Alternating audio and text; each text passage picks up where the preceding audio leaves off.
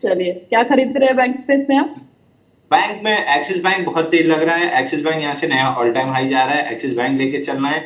ICICI bank गिरते पड़ते यहाँ से 40-50 रुपए और दे देगा, लेकिन गिरते पड़ते देगा। और एचडीएफसी बैंक मेरे को बिल्कुल नहीं पसंद है, बहुत मरा मरा सा चलता है, लेकिन 820 रुपए तक चला जाएगा। बट मेरा क्लियर बेट है, क्योंकि बीइंग अ ट्रेडर मेरे को मोमेंटम चाहिए। मेरा क्लियर बेट एक्सिस बैंक पे है। मैं axis bank all time high देख रहा हूँ। जैसे ही यहाँ से मोमेंटम वैसे तो बिल्ड होना स्टार्ट हो गया है, बट 1338 के ऊपर टिकना था, जो अभी तक तो फिलहाल ऐसा लग रहा है कि उसको ब्रेकआउट, सॉरी 1280 के ऊपर टिकना जरूरी था, जिसके ऊपर ब्रेकआउट फिलहाल दे रहा है। But fouling 50 day moving average भी वही है, तो आई बिलीव कि 2-3 दिन यहाँ पे एब्जॉर्प्शन में लगाएगा। बट उसके बाद 1338 जो पहला टारगेट है वो करेगा, उसके बाद ऑल टाइम हाई निकाल देगा। तो एक्सिस बैंक पे बेट करना चाहिए आपको in terms of private space. बिल्कुल। चलिए अंशुल सर, सवाल जवाब का सिलसिला भी शुरू करते हैं, क्योंकि हमारे पास सवालों की लिस्ट लंबी होती जा रही है। तो पहला सवाल अंशुल जी आपसे ही है। ग्रेविटा पर सवाल है, पूछ रहे हैं 1800 रुपए पर खरीदा हुआ है, क्या करें इसमें? ग्रेविटा अच्छा काउंटर है, 50 डे मूविंग एवरेज तक पुल बैक ले चुका है। बट प्रॉब्लम ये है कि 20 महीने से फॉलिंग चैनल के अंदर ट्रेड कर रहा है, और इस फॉलिंग चैनल का ऑलमोस्ट ऑन द वर्ज जो ब्रेकआउट था बिफोर लास्ट वीक, तो ये current pull back 10-20 week moving average पे आया है। बाइंग करना है तो 1766 निकलने का वेट करना चाहिए। 1766 के ऊपर ब्रेकआउट कंफर्म होगा, तब आपको सीधा सीधा 2121, जो कि 50% रिट्रेसमेंट है पूरे फॉल का, ये मिल जाएगा। तो थोड़ा सा रुक के बाई करना चाहिए। बट 1763 इसके ऊपर बेहतरीन बाई बनेगी। बिल्कुल।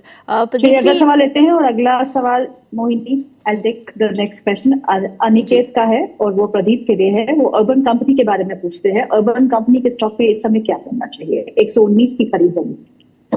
जी देखिए यहाँ पे 121 के लेवल पे चल रहा है। रिसेंटली हम लोगों ने देखा है, जब से आईपीओ आया था उसके बाद लगभग ऑलमोस्ट अभी भी 40% के आसपास डाउनफॉल यहाँ पे देखने को मिल रहा है। तो कुछ भी उछाल आता है अब बेचने का ही प्लान बनाइए, क्योंकि मैं कभी भी मतलब जो भी कंपनी है अगर आईपीओ हाई के नीचे चल रहा है इसको ज़्यादा प्रेफर नहीं करता हूँ।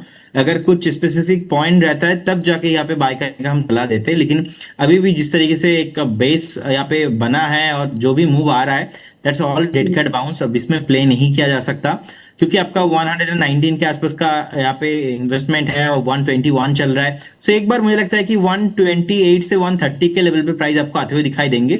सो एक बार सेल ऑन राइज ही व्यू रहेगा इसमें। अंशुल सर, इंडिया बुल्स पर सवाल आया हुआ है, 1700 शेयर है इनके पास, 23 रुपए के प्राइस पर। अब ये पूछ रहे हैं कि मैं और कहाँ ऐड करूं, और Motilal micro cap 250 ETF for next 5 years कैसा रहेगा? देखिए मोतीलाल ETF कोई भी आपके ट्रेडिंग के लिए होना चाहिए, और ETF में आई बिलीव कि आपको फिर बैंक 20 से बाहर बहुत ज्यादा जाने की जरूरत नहीं है। तो बेटर है कि बैंक 20 पे आप फोकस करें।